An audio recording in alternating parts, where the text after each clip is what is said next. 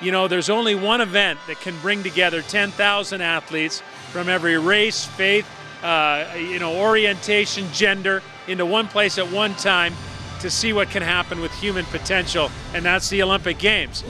All eyes will be on Rio for the next 2 weeks. Media outlets across the globe catching what can be a historic Games.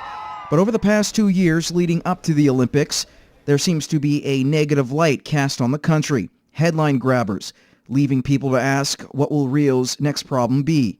For broadcaster Scott Russell, this time of year is still special. I've been to the Olympic Games 12 times, and I'll tell you, it's a dream come true. It's what I always wanted to do when I got into broadcasting. He says past Olympics have been surrounded by controversy before, and that's still going to continue. There's also an economic crisis, deep recession in Brazil. No one could have foreseen that 9 years ago when they were awarded the Games. They were one of the fastest growing economies in the world. He also adds that Zika is not a concern at this time of year.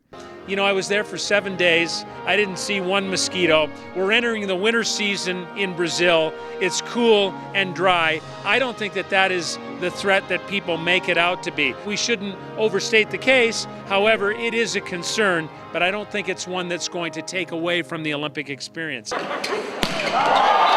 That rings true for Saskatoon's Gavin Schmidt, who will compete at the Games in men's volleyball. Look at Sochi. There's so much stuff surrounding that too. There's always big things going on around the Olympics, and they make huge deals out of small things. I was down in Brazil, and I know it's not the safest place, so if you're pretty cautious, then you're okay. Despite the headlines of political and economic strife, not to mention the health concerns leading up to the Olympics, Russell is confident the focus will shift in a positive direction. You know what? It is bizarre. Everything's working against Brazil, but they're going to get the job done. Moses Wildu, New Cap Sports.